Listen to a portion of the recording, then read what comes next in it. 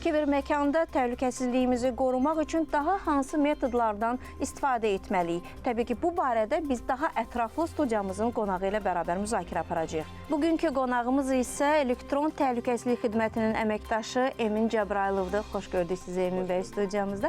Biz kiber aləmdə təhlükəsizliyimizdən danışırıq və təbii ki, burada bizim şəxsi məlumatlarımızın məxfiliyinin qorunmasından söhbət gedir. Amma mən istəyərdim ki, gündəlik həyatda bizim istifadə etdiyimiz müxtəlif mobil tətbiqlərdən danışaq. Bunlardan istifadə edərkən və ya bunlara qoşularkən hansı həssas məqamlara diqqət yetirməliyik? Hər kəsin istifadə etdiyi bir mobil telefon var. Bu mobil telefonları istifadə etmək həqiqətən çox rahatçılıq verir insanlara. Amma eyni tərəfdə də bir tərəfdən risklər yaradır. Bu risklər nələrdir? Sizin istifadə etdiyiniz mobil telefonlarda yüklədiyiniz proqramlar, hansı ki proqramları yükləyərkən siz qeydiyyatdan keçməli olursunuz. Əgər saxta bir proqramdan qeydiyyatdan keçirsinizsə, bu zaman nəyə diqqət etmək lazımdır? Siz parolunuzu yazırsınız. OTP gəlir, onu yazırsınız. Two factor, misal üçün ikili doğrulama deyilən bir anlayış var. Bəli, ikili doğrulamanı da yazırsınızsa, artıq hər şeyi kiberdələduza verdiniz. Hazır formada. Bəli, hazır formada verdiniz. Bəli, hazır şəkildə artıq ondadır bütün məlumatlar. Sizin telefonunuza da girə bilər, bulut sistemimizə də girə bilər, şəxsi şəkillərimizi də götürə bilər və səs yazılar, videolar bunlar da götürə bilər. Bunun qarşısını almaq üçün nələrə diqqət etmək lazımdır? Yəni, siz birinci yüklədiyiniz proqramın həqiqiliyini yoxlamalısınız. Yoxladığımı hər şey əladır. Var, proqram özüdür. Amma proqramdan qeydiyyatdan keçərkən belə, keçdikdən sonra icazələr istəyir sizdən. Və uzun bir məxfilik siyasəti. Yəni, mərhələlər var. Bəli, bəzilərdə məxfilik siyasəti verir bizə.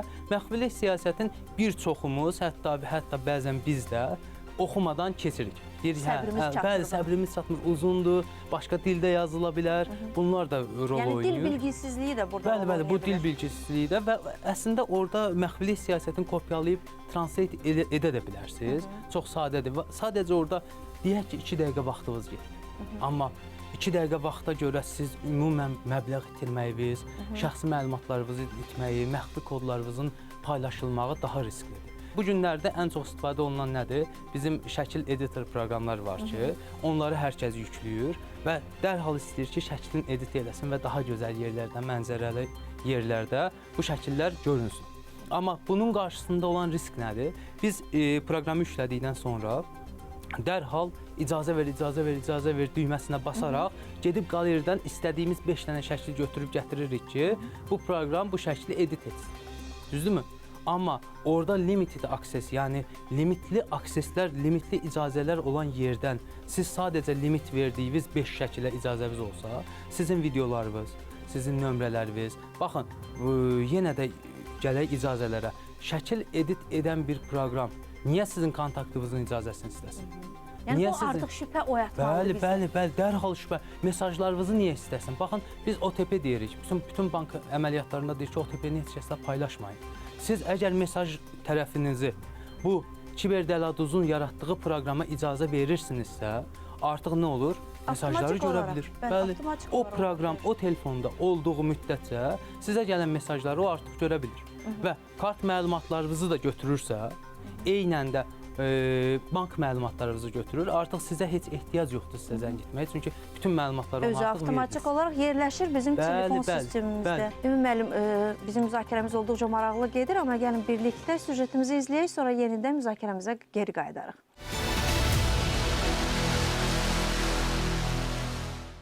Bulut təkcə səmanın yuxarı qatında süzülən su buxarından ibarət topalar deyil. Bugün rəqəmsal həyatımızın əsas saxlama mərkəzidir. Fayllarımız, şəkillərimiz, yazışmalarımız və bəzən də bütün xatirələrimiz orada uçur. Bəs bu bulutlar həqiqətən də etibarlıdırmı, yoxsa fırtına yaxınlaşır?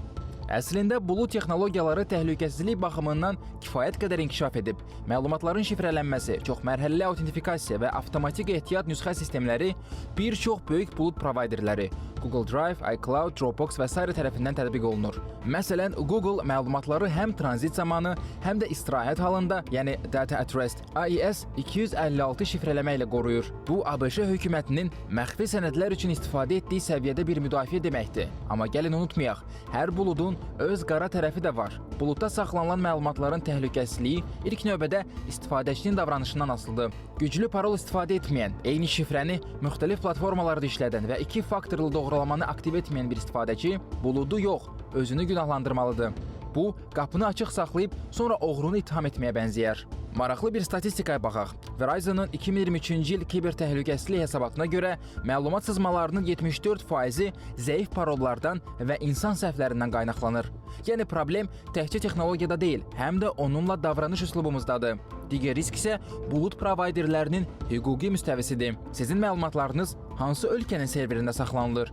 O ölkənin qanunları həmin məlumatları sizin istədiyiniz kimi qoruyurmu? ABŞ-də yerləşən serverlər məsələn, Patriot aktına görə bəzi hallarda hökumət orqanları tərəfindən əldə oluna bilər. Yəni şəkil yüklədin, amma kim baxır bilmək olmur. Bir də texnoloji qəzalar var. 2019-cu ildə Facebook'un serverlərində 540 milyon istifadəçi məlumatı səhv konfigurasiya səbəbindən açıq vəziyyətdə qaldı. Bəli, hətta texnologiya nəhəngləri də bəzən buludda göy gürültüsü eşidirlər. Amma bəlkə də ən incə məsələ şəxsi məlumatların kommersiyaya çevrilməsidir. Sən fayl yükləyirsən, provayder isə davranış modellərini öyrənir.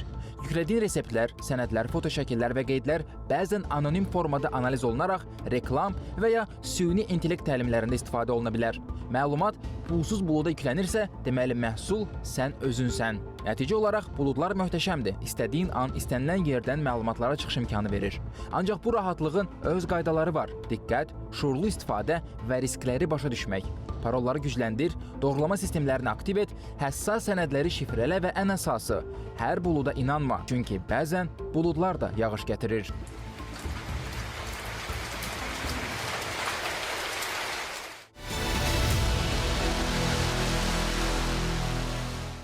Bəli, süjetimizi izlədik və müzakirəmizi davam etdirə bilərik. Təbii ki, bugün milyonlarla insan öz məlumatlarını internetdə saxlayır. Bu səbəbdən də bulud saxlama sistemindən istifadə getdikcə genişlənir. Lakin bu bulud saxlamanın özünün də hər hansı bir təhlükəsi mövcuddurmu istifadəçi üçün və ya hansı şərtlərə riayət etmək lazımdır bu zaman? Bulud texnologiyası əslində çox gözəl bir texnologiyadır. Belə fikirləşsək ki, bizim məlumatlarımıza, şəkillərimizə, videolarımıza və ya digər bütün məlumatlarımıza istədiyimiz yerdən, istədiyimiz avadanlıqla qoşulub baxa bilirik. Bu çox gözəl bir şeydir, amma düzgün istifadə etdikdə. Düzgün istifadə etdikdə nə deməkdir? Misal üçün, siz bu günlərim hamımız buluddan istifadə edirik. Bunlar bizim WhatsApp, Telegram və ya digər bir proqramlarla bunlar artıq biz buluddayıq. Məlumatlarımızı göndəririk. Amma hansı məlumatları göndərməliyik? Hansı məlumatlar bizim üçün vacibdir? Onlar üçüncü şəxs tərəfindən götürülə bilərmi? Və buluda göndərdiyimiz məlumatları hansı bulud texnologiyasına göndəririk? Araşdırmışıqmı biz həqiqətənmi güvənilir bir buludda? Misal üçün, mən özüm başqa bir yerdən bir bulud texnologiyası yaradaram, göndərərəm hər kəsə pulsuz. Deyərəm ki, sizin burada 15 GB yeriniz var, girin şəkillərinizi yükləyin. Siz də baxırsınız, nə gözəl, girim yüklüyüm. Həm də pulsuz bəli, pulsuz, bəli, pulsuz. Amma araşdırdınızmı bunu kim yaradır? Domen ünvanı, DNS ünvanı kimindir? Biz artıq şifrələmə siyasətidir, yüklədiyimiz proqramlardır, daxil olduğumuz linklərdir. Artıq hər birinə çox ciddi yanaşmalı və həqiqətən də gələcəkdə bizə problem yaratmaması üçün onlara diqqət yetirməliyik. Çox maraqlıdır ki, müşahidələr onu göstərir ki, bugün texnologiyaları yaxşı bilən, amma internetdə özündən olduqca əmin olan və özünə güvənən gənclər də bu tələlərə düşürlər. Onlara tövsiyə olaraq nələri bildirmək istəyərdiniz? Bugün gənclərimiz əsasən dələduzluqlar phishing yolu ilə olur. Phishing yolu ilə nədir? Məsələn, siz sosial mediada gəzirsiniz. Dərhal qarşınıza bir reklam çıxır, deyir, bir çarxı fırlayın və 500 manat pul qazanın, qazancısız çıxmayacaqsınız. Yəni, asan qazanc yolu. Bəli, asan qazanc yolu. Cavanlar da nə edir? Deyir, pul var burada və ya hədiyyə var və dərhal girirlər, o klikə vururlar. Klikə vurduqdan sonra sizin bir bank hesabınız və ya digital hesablarımız var. Bizim hansı ölkədə artıq istifadəyə çoxdan verilib. Bunlardan istifadə edir. Deyirlər ki, o hesabınıza müəyyən bir məbləği yükləyib. O məbləğdən sonra bu çarx aktivləşəcək. Siz də yüklüyürsünüz. Bir tələdir. Bu da Bəli, bu tələdir. bir artıq tələdir. Yüklüyürsünüz pulu həmən hesaba. Bura qədər hər şey normaldır. Gəlirsiniz çarxı fırlamaq üçün sizdən həmən o digital cüzdandan istifadə etdiyiniz nömrəni istəyirlər. Nömrəni yazdınız, OTP-ni yazdınız, parolu yazdınız, artıq hər şey ondadır. Siz çarxı fırlanan ərəfədə o artıq o 500 pulu manatı çıxarır. götürüb gedir. Və siz də burada zərər çəkmiş olursunuz. Bugünkü müzakirəmiz olduqca faydalı olacaq vətəndaşlarımız üçün, tamaşaçılarımız üçün sizə dərin təşəkkürümü bildirirəm. Çox sağ olun.